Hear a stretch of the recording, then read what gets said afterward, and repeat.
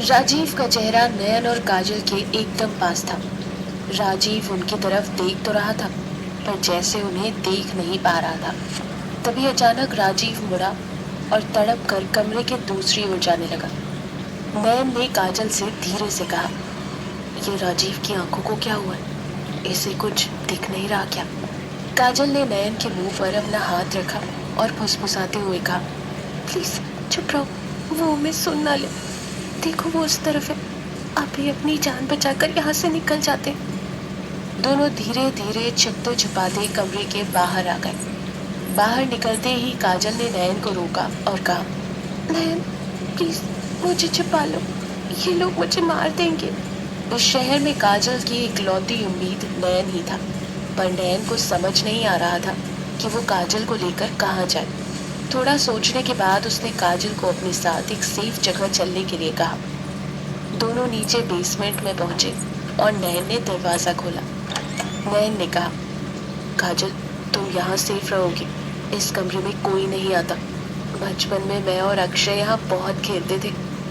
नयन काजल को कमरे के आखिर में एक छोटे दरवाजे के पास ले आया। नयन ने कहा, ये जंगल की तरफ खुलता है, अगर बंगले के अंदर से कोई भी इस कमरे की तरफ आए तो तुम यहाँ से भागकर जंगल में छिप सकती हो। काजल बाहर जंगल की तरफ देख रही थी। नयन ने कहा कि वो यहीं आराम करे, तब तक वो उसके लिए कुछ खाने के लिए लेकर आता है। ये सुनकर काजल ने डर कर नयन को गले से लगा लिया और कहा, नहीं नहीं प्लीज मुझे यहाँ अकेला छोड़कर मत जाओ। ये सुनकर नयन दुविधा में पड़ गया। नयन भी अब उसे अकेला छोड़ना नहीं चाहता था। शायद वो काजल को मन ही मन चाहने लगा था। काजल की बात मानकर नयन उसे भी अपने साथ लेकर वहां से निकल आया। काजल ने चारों तरफ जंगल में देखा और घबराते हुए कहा, नयन मेरी सौतेली माँ की पहली शादी यहाँ सोनापुर में ही हुई थी। वो हमेशा किसी श्राप की बात करती रहती थी, किसी शौक शौक। नयन ने काजल की बात पूरी करते हुए कहा, शाक चुन्नी। काजल ने हाँ में सिर हिलाया और पूछा कि यह शाक चुन्नी क्या होती है। नयन ने कहा, जब कोई औरत पेड़ से लटक कर अपनी जान दे देती है तो उसकी आत्मा को यहाँ के लोग शाक चुन्नी कहते हैं। आत्मा की बात सुनकर काजल और सहम गई। उसने डरते हुए इधर उधर देखा और कहा, क्या शाक चुन्नी इसी जंगल में है? नयन ने हंसते हुए कहा, अरे ये सब कुछ नहीं होता, तुम इस बारे में मत सोचो। तभी अचानक दोनों को अजीब से मंत्र पढ़ने की आवाजें आने लगी। दोनों चलते चलते नयन के घर के पास पहुंच गए थे। नयन ने देखा कि उसके घर के दरवाजे पर ठाकुर माँ खुले बालों और सफेद साड़ी में खड़ी थी। ठाकुर माँ के बगल में एक अजीब सा पुराना लाल बैग पड़ा था, जिसमें से कुछ निकाल कर वो घर के दरवाजे पर लगा रही थी। तभी नयन आगे बढ़ा तो काजल ने डर कर उसे रोकते हुए कहा कि उसे यहाँ उसके घर वालों के साथ नहीं रहना। काजल की जिद के आगे हार कर नयन काजल को पास के एक पुराने घर में ले आया, जो बहुत समय से बंद था। घर की हालत बहुत खराब थी। काजल ने कहा, ये जगह बहुत सुनसान लग रही है, यहाँ कोई आता नहीं है क्या? नयन ने कहा, कोई नहीं आता, तुम यहाँ सेफ हो, आज रात यहीं रुको, मैं घर से तुम्हारे लिए चादर और कुछ खाने का लाता हूँ। इतना कहकर नयन वहां से छुपते छुपाते अपने घर पहुंचा और उसने देखा कि सुंदर लाल और ठाकुर माँ बाहर वाले कमरे में बैठे हुए थे। नयन को देखकर सुंदर लाल ने कहा, इतनी देर कहाँ लगा दी? नयन ने सोचा कि बाबा को अभी काजल के बारे में बताना सही नहीं होगा। थोड़ा सोचकर उसने पूछा, बाबा वो मैंने थोड़ी देर पहले राजीव को बंगले पर देखा, वो खुद से चल रहा था। अब जब राजीव ठीक हो गया तो क्या उसकी शादी काजल के साथ करवा दी जाएगी? अब ठाकुर माँ और सुंदर लाल दोनों डरकर चौंक गए और खड़े हो गए। ठाकुर माँ ने घबराते हुए कहा, क्या नाम शनाब बक रहा है? दिमाग की तार कट गई है क्या? राजीव मर चुका है, तेरे बाबा और चौधरी खुद उसे दफना कर आए हैं। नयन को जैसे सदमा लगा हो। वो सोच में पड़ गया कि राजीव कैसे मर सकता है। नयन को ऐसे शांत खड़ा देखकर ठाकुर माँ ने ऊंची आवाज में कहा, तू क्यों गया था उसके बंगले पर? पक्का उस राजीव का भूत चमेड़ कर लाया होगा। सुंदर, जा मेरा बैग लेकर आ। और तू नैन, कुल मंदिर जा और पंडित जी से भभूति लेकर आ, शुद्धि करनी होगी। ये सब मैं नहीं करने वाला ठाकुर माँ, सब बेकार की बातें हैं। सुंदरलाल ने विनती करते हुए कहा, नैन, तुझे तेरी मरी हुई माँ का वास्ता, अपनी ये मॉडर्न सोच अपने पास रख। मैं तेरे सामने हाथ जोड़ता हूँ, तेरी ठाकुर माँ जैसा कह रही है वैसा कर।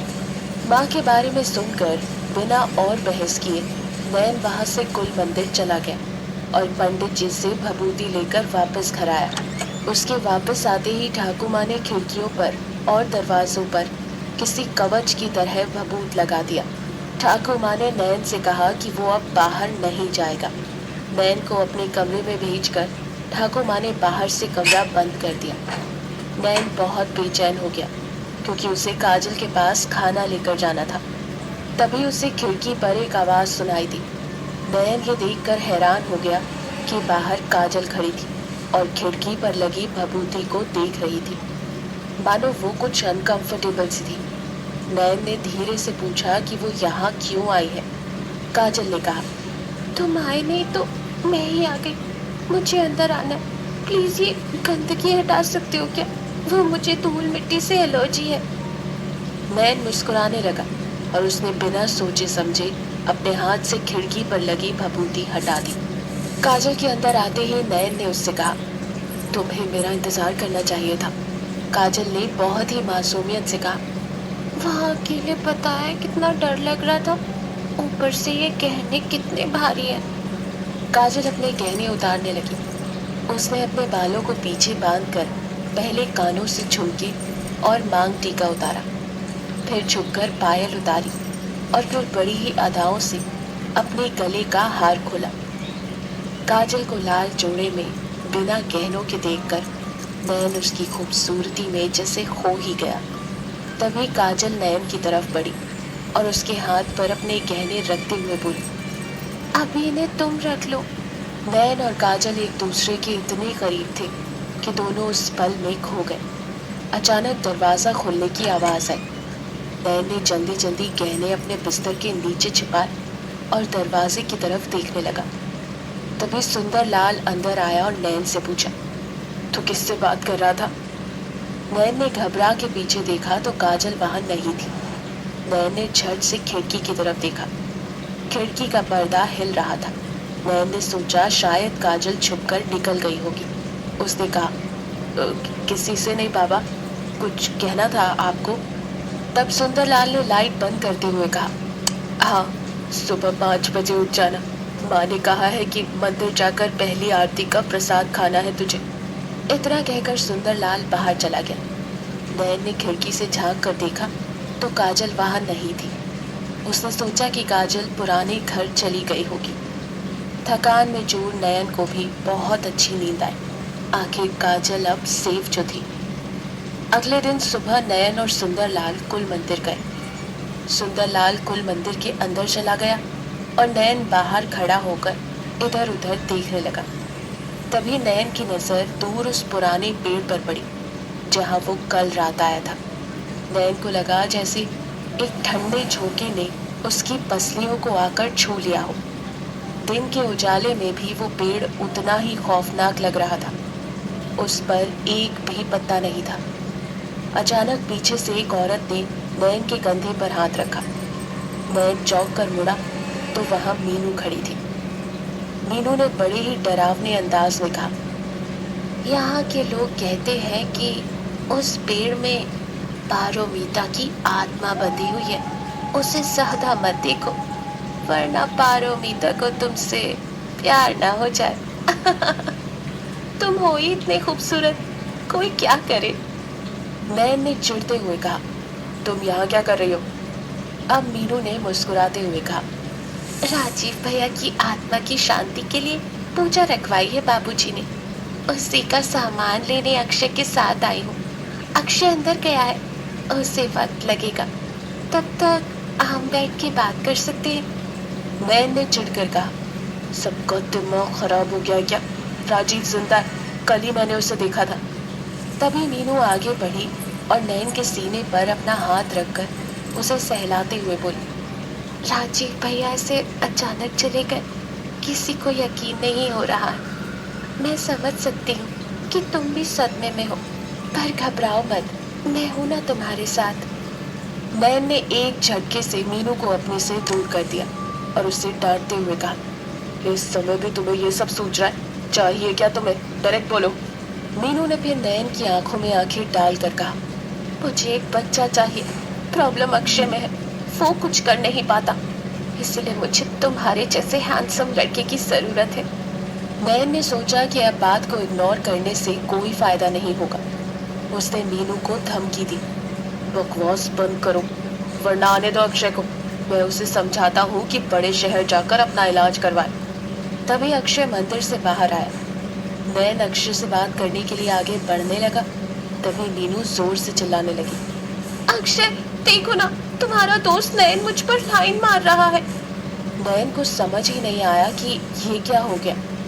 अक्षय उसकी तरफ तेजी से बढ़ा और उसका कॉलर पकड़ लिया। अक्षय ने गुस्से में बोला, मुझे यकीन नहीं होता तू ऐसा कर सकता है। नैन उसे कहता रह गया कि मीनू झूठ बोल रही है, पर अक्षय पर कोई असर नहीं हुआ।